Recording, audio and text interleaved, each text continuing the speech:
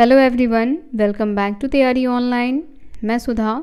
आज के इस वीडियो में हम कक्षा 9वीं के हिंदी पाठ्य पुस्तक स्पर्श भाग 1 का पद्य खंड करने वाले हैं। पहला पद जो है वह रैदास जी का है। पद को पढ़ने से पहले हम कवि रैदास जी के बारे में जान लेते हैं। तो बच्चों, रैदास जी जो हैं वह एक संत कवि हैं। यह एक संत कवि हैं, कबीरदास जी की तरह ही हैं। जिस प्रकार कबीरदास जी निर्गुण धारा के संत कवि हैं, उसी प्रकार रैदास जी भी निर्गुण धारा के संत कवि हैं। इनका जन्म 1388 में हुआ और मृत्यु 1518 में वाराणसी में हुआ है। जिस प्रकार कबीरदास जी मानते थे कि ईश्वर जो है वो हमारे मन में रहता है और मूर्ति पूजा का वो खंडन करते थे, तो उसी प्रकार रैदास जी भी मूर्ति पूजा का खंडन करते हैं। वह तीर्थ यात्रा, दिखावा, इन सारी चीज़ों का खंडन करते हैं और वह सिर्फ इतना ही मानते हैं कि ईश्वर सभी जगह है, हमारे मन में वास करता है। वह जो है वो व्यक्ति की आंतरिक भावनाओं और आपसी भाईचारे को ही सच्चा धर्म मानते थे। रैदास ने अपने काव्य रचनाओं में सरल व्यवहारिक ब्रज भाषा का प्रयोग किया है। यानी उनकी जितनी भी रचनाएं आपको देखने को मिलेगी बच्चों, वो सभी रचनाएं जो हैं वो ब्रज भाषा में किया गया है। और ब्रज भाषा के साथ साथ उनकी रचनाओं में आपको अवधी, राजस्थानी, खड़ी बोली और उर्दू, इन सभी शब्दों का जो है वो मिश्रण आपको देखने को मिलेगा। और बच्चों, आज जो हम रैदास जी के पद पढ़ने वाले हैं उसमें 2 पद दिए गए हैं। पहला पद है प्रभु जी तुम चंदन हम पानी। में कवि अपने आराध्य को याद करते हुए उनसे अपनी तुलना करता है। उसका प्रभु बाहर कहीं किसी मंदिर या मस्जिद में नहीं विराजता, वह हमेशा अपने भक्तों के अंतरस यानी मन में विराजमान रहता है, विद्यमान रहता है। यही नहीं, वह हर हाल में, हर काल में उससे श्रेष्ठ और सर्वगुण संपन्न है।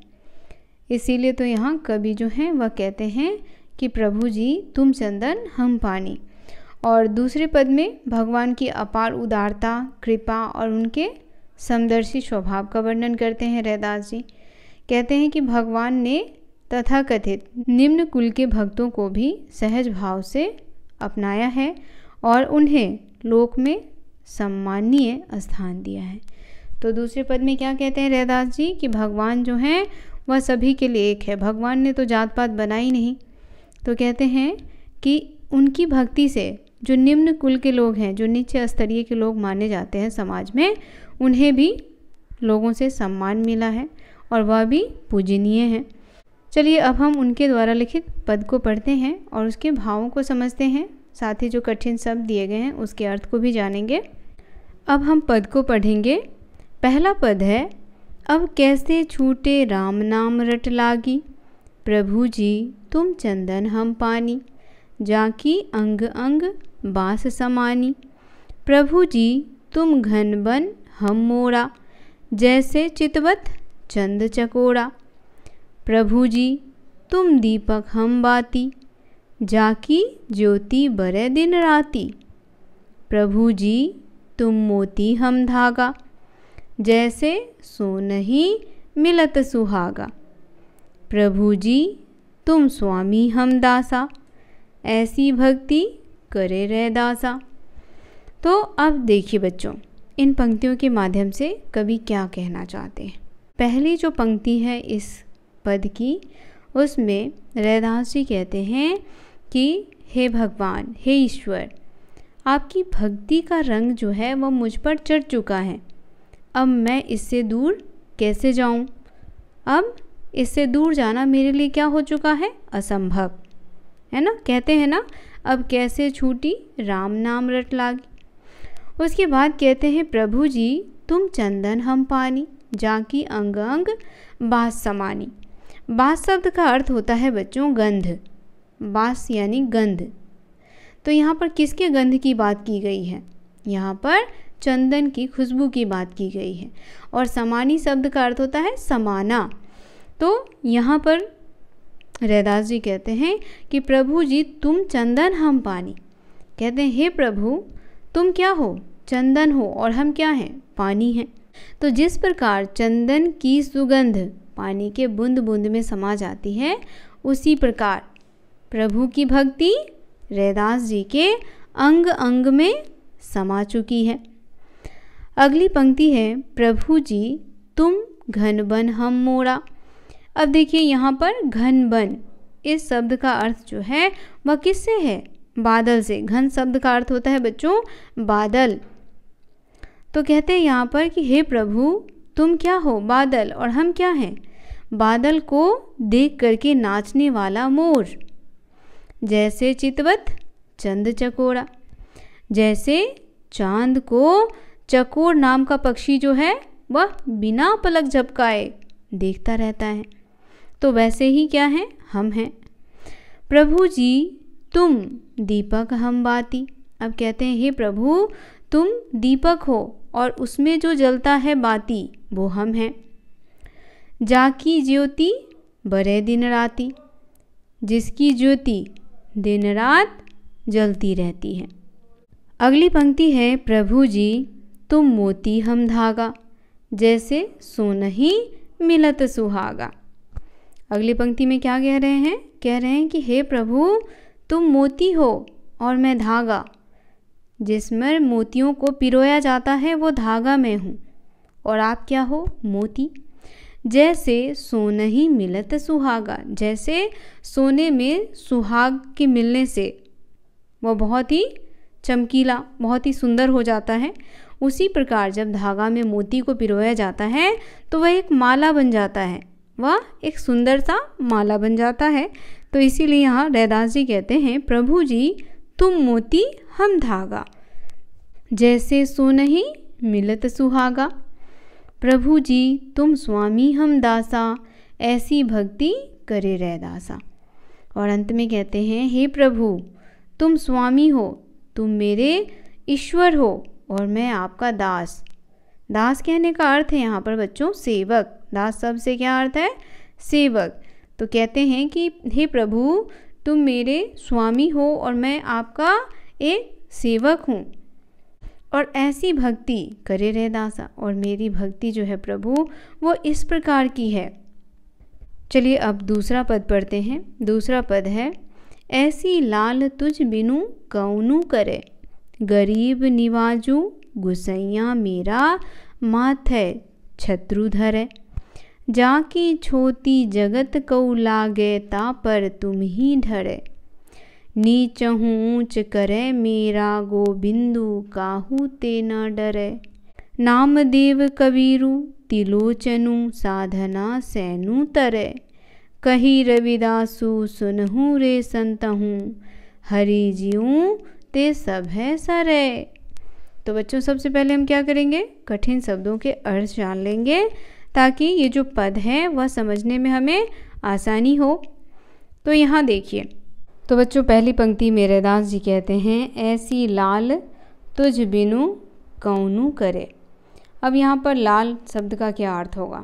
यहाँ पर लाल शब्द का प्रयोग क्यों किया गया है? तो बच्चों यहाँ लाल शब्द का अर्थ है स्वामी। यहाँ जो ये लाल शब्द है इसका अर्थ है स्वामी। रैदास जी कहते हैं कि हे स्वामी, हे ईश्वर, तुम बिन कौन इतना प्यार करेगा? कौनु यानी कौन। कौनु शब्द का अर्थ होता है बच्चों कौन।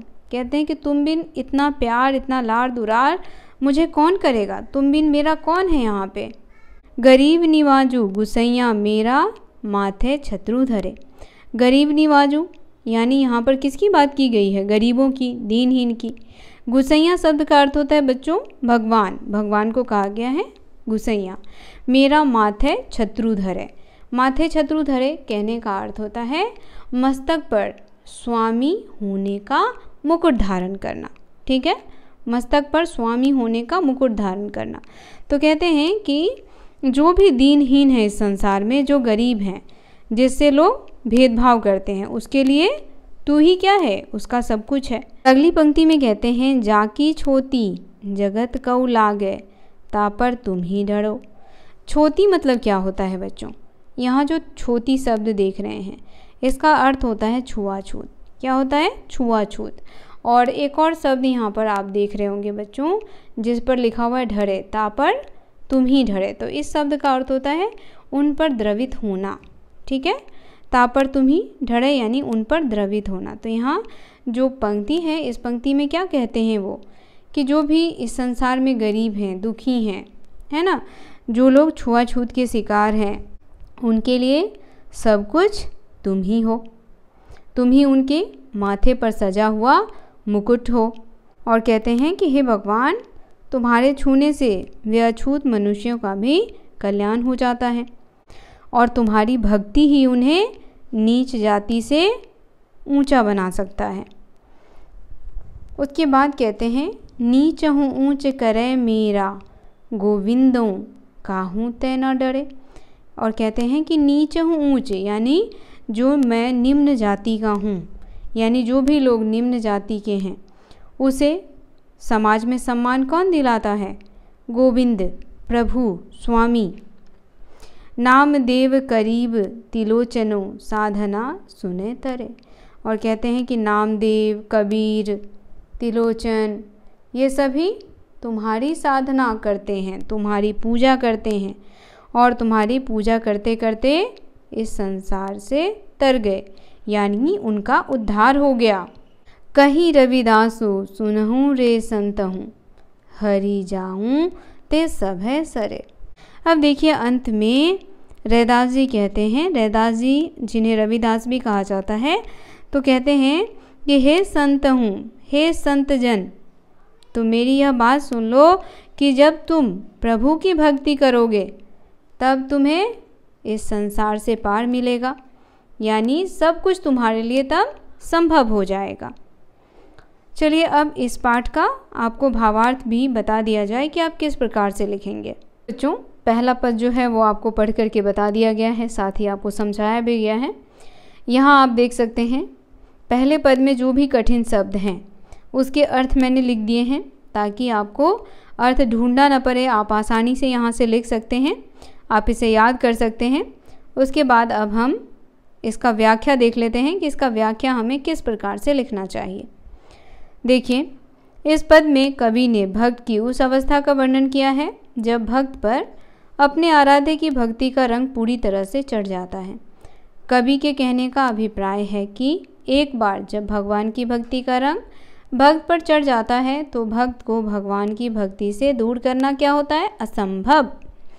उसके बाद कवि कहते हैं कि हे प्रभु, तुम चंदन हो तो तुम्हारा भक्त पानी है। और फिर कहते हैं कि जिस प्रकार चंदन की सुगंध पानी के बूंद बूंद में समा जाती है, उसी प्रकार प्रभु की भक्ति भक्त के अंग अंग में समा जाती है। और फिर कवि कहता है भगवान से कि हे प्रभु, तुम बादल हो तो तुम्हारा भक्त किसी मोर के समान है जो बादल को देखते ही नाचने लगता है। कवि भगवान से कहता है कि हे प्रभु, तुम चांद हो तो तुम्हारा भक्त उस चकोर पक्षी की तरह है जो बिना अपनी पलकों को झपकाए चांद को देखता रहता है। फिर कवि कहता है कि हे प्रभु, तुम दीपक हो तो तुम्हारा भक्त उसकी बत्ती है, बाती है जो दिन रात रोशनी देती रहती है। कवि भगवान से कहते हैं कि हे प्रभु, तुम मोती हो तो तुम्हारा भक्त धागे के समान है जिसमें मोतियाँ पिरोई जाती हैं। उसका असर ऐसा होता है जैसे सोने में सुहागा डाला गया हो, अर्थात उसकी सुंदरता और भी निखर जाती है। कवि रैदास अपने आराध्य के प्रति अपनी भक्ति को दर्शाते हुए कहते हैं, हे प्रभु, यदि तुम स्वामी हो तो मैं आपका भक्त यानी आपका दास हूँ, नौकर हूँ, सेवक हूँ। तो इस प्रकार से बच्चों पदों का भाव लिखें, आप व्याख्या लिखें। चलिए अगले पद का व्याख्या देखते हैं। यहाँ देखिए बच्चों, ये है दूसरा पद जो आपको समझाया जा चुका है। अब हम क्या करेंगे कि इस दूसरे पद में जो भी कठिन शब्द हैं उसके अर्थ मैंने नीचे लिख दिए हैं, आपको आसानी हो इस वजह से ये यहाँ लिखा गया है। आप क्या करें कि इन सभी शब्दों के अर्थ जो हैं अपने नोटबुक में लिखते जाएं और जो भी पंक्तियाँ हैं इस पद के उसे पढ़ें और स्वयं इसकी व्याख्या करने की कोशिश करें। तो चलिए मैं आपको व्याख्या भी लिख करके बता देती हूँ कि हमें व्याख्या जो है वो किस प्रकार से लिखना चाहिए। ठीक है, यहाँ देखिए, यहाँ पर इसका व्याख्या लिखा गया है। व्याख्या कुछ इस प्रकार से लिखेंगे बच्चों। दूसरे पद का व्याख्या है ये। इस पद में कवि भगवान की महिमा का वखान कर रहे हैं। कवि कहते हैं कि हे मेरे स्वामी, तुझ बिन मेरा कौन है। अर्थात कवि अपने आराध्य को ही अपना सब कुछ मानते हैं। कवि भगवान की महिमा का बखान करते हुए कहते हैं कि भगवान गरीबों और दीन दुखियों पर दया करने वाले हैं। उनके माथे पर सजा हुआ मुकुट उनकी शोभा को बढ़ा रहा है।